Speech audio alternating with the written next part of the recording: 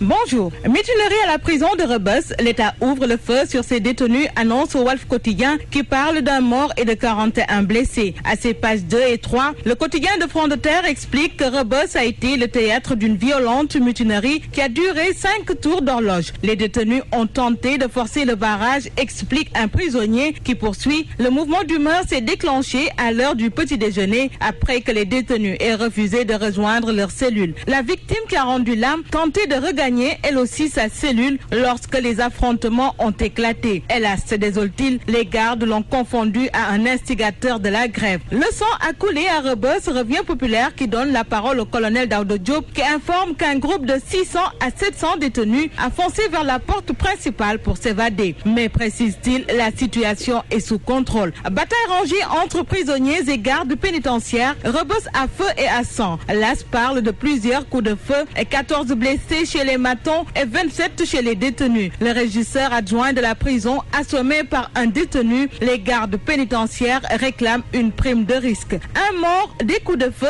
et des blessés, témoigne le témoin. Le colonel Daouda Diop dixit, les gardes ont utilisé des moyens légaux pour éviter une évasion massive. Du fond de sa cellule, un détenu réagit sur Top FM. Il explique, la victime a été tuée par balle. Mutinerie pour les conditions de détention. Il y en a marre à Rebeuss. Rebeuss au point mort reviennent tour à tour. Votre quotidien, le quotidien, l'Observateur et la polémique qui enfle sur le nombre de morts. Affiche la Tribune dans ses tribunes. Le journal Livre des sources font état de 3 morts. L'administration pénitentiaire affiche 1 mort. Les pensionnaires de Rebeuss ont sonné l'alerte depuis plusieurs mois. Alerte Direct Info qui s'interroge. Mutinerie à Rebeuss, des morts enregistrés. Les politiques indifférents au sort des prisonniers. À sa page 3, Mademba Ramatadia renseigne que malgré le cri de détresse des détenus, les hommes politiques ne se sont jamais de manière ouverte intéressés à leur sort. Ils ont été indifférents, insensibles à leur appel. Ils n'ont jamais marché pour dénoncer les conditions exécrables des prisonniers. On aspire à une conspiration du silence.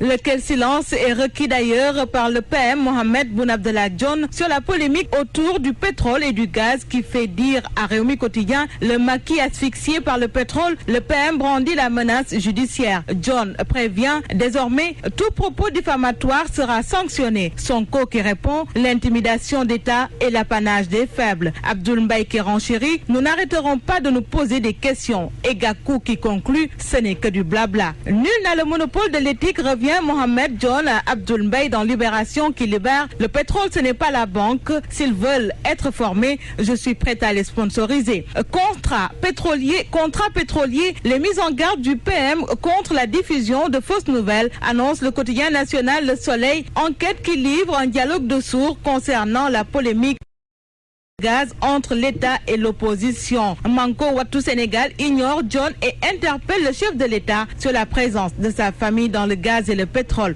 John s'explique et menace, l'opposition minimise, revient Sud Quotidien. L'évidence qui met en évidence les propos de Boun Abdallah Dionne qui déclare qu'ils ne vont plus accepter le Matei. Boun Abdallah Dionne qui lave Aliou Sall sans le citer. Sonko promet d'autres révélations qui poussent le journal à s'interroger. Découverte et gestion du pétrole, sujet à prison. Walf Quotidien, dixit, le Premier ministre répond par des menaces et populaire, le PM en trouve les portes de la prison. Sport, Stade, le quotidien du sport dans ses affiches annonce la Liga, 5e journée, Barça contre Atlético à 20h. Griezmann défie la MSN, la bande de Messi, Suarez, Neymar. Sunulamb, le quotidien des arènes sénégalaises, plaque dans l'arène Mbaye Gueye qui juge les adversaires de son poulain, déclare contre Gris, Lac 2 est plus dangereux que Bala. Bonne lecture.